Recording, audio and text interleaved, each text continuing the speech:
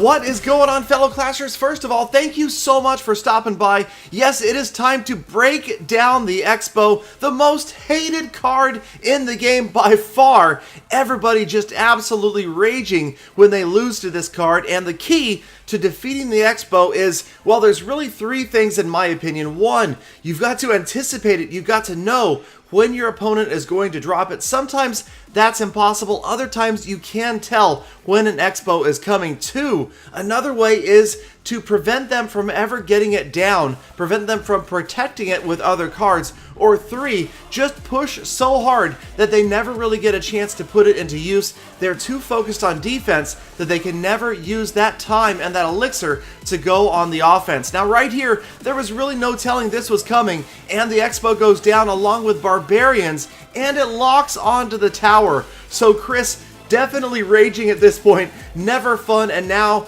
there is a cannon in front of the Expo, making it even harder to get it down. And, well, that Expo pretty much mercilessly is going to ravage Chris's poor left lane, and he's pretty much given up on it. He's pushed right side, and yes, this is a fourth way to deal with an Expo user, and that is ignore it completely and push hard on the other lane. With the Golem, without this player, I got the power working to stop the Golem. That tower was disintegrated, and the Golem is advancing on the King along with the Dragon as well. So the Expo, by being ignored, they really just traded towers there, but Chris definitely has the upper hand with damage to the opponent's King. And now at this point, it's essentially like a brand new game. They are tied once again, but the difference is Chris knows his opponent has the Expo, so now he is certainly going to be more prepared for it, and the element of surprise is gone. And that is really one of the keys to Expo users, is keeping that element of surprise. One way they will give it away is by dropping defensive structures like cannons or Teslas right on the river. If that happens, you know an Expo is probably following, and now Chris is pushing forward with the Golem, not giving his opponent a chance to get that Expo down, and an Expo would be completely useless with the Golem advancing, of course. The Golem would go right after the Expo. Instead, he's on the tower, and before you know it, that tower is down, and Chris is ahead 2 crowns to 1. Now, I'm not going to go as far as to say that Expo users have no skill, because there is a certain amount of skill involved simply in the logistics of trying to protect that Expo and to get it to lock onto the opponent's tower. But here, this guy's gone into desperation mode, dropping, was that a mortar?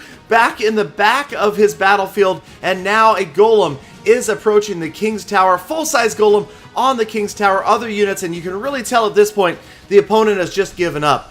Down 2 crowns to 1, the Golem's just overrunning I've Got the Power's base, and that is the end of it right here. Time runs out, and Chris could not resist dropping the crybaby taunt on I Got the Power, taking out another Expo user, 2 crowns to 1.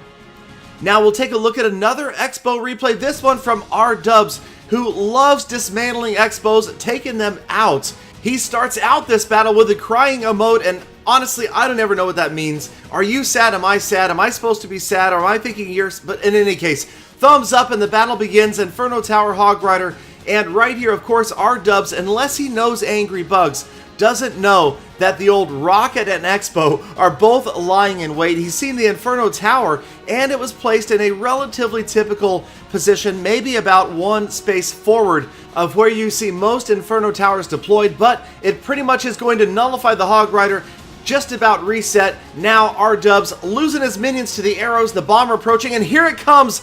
There is the Expo, it has gone down, and Dubs trying to get to it before it locks onto the tower. There is the Tombstone, that's going to work to try to distract those units coming in after the Expo, and R-Dubs will successfully get those units to the Expo, taking it down before it ever locks on, and that gets the well played and the crying emote from Angry Bugs, and of course, the element of surprise is gone. Now R-Dubs is warned. Watch out, he's going to save that elixir and make sure that he's always ready for when that Expo comes back in to the rotation of his opponent.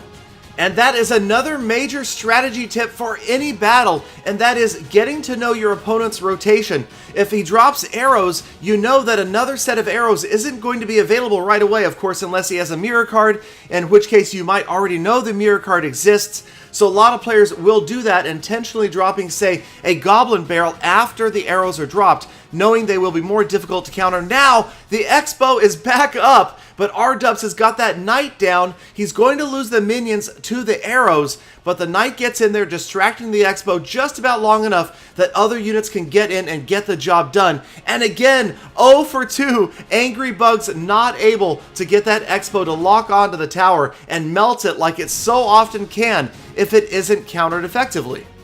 So we are into double elixir, the last minute of the battle.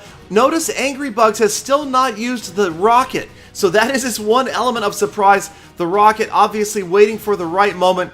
And again, R-Dubs very carefully knowing when that Expo is back in the rotation as it is now. He's waiting for it. He's always anticipating the possibility of it going down, and he's ready with those units to get through. But right now, Angry Bugs is really forced onto the defense. As you can see, a very defensive Inferno Tower.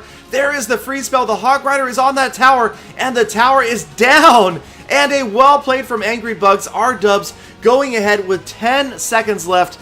Angry Bugs knows it's over. Well played. The time is just going to run down. And R-Dubs with the angry taunt knows we all hate Expo users. Nobody likes an Expo user. But I have to say, the way I feel about the Expo is I hate it, yes, but it is in the game, it's part of the game, and it kind of adds an additional strategic wrinkle to the game. Let me know what you guys think down below. Do you love the Expo, hate the Expo? Do you think it should be removed, buffed, nerfed, stay the way it is? As always, thank you guys for spending a short part of your day with me. Be sure to hit that subscribe button for the earliest possible update and sneak peek information. Thumbs up if you liked the video, and I hope to see you all back here again tomorrow for more full attacks.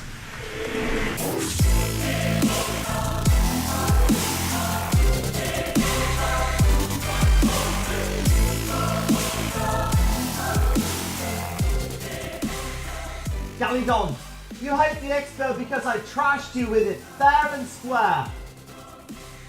Fair and square, you took my account, it's not right.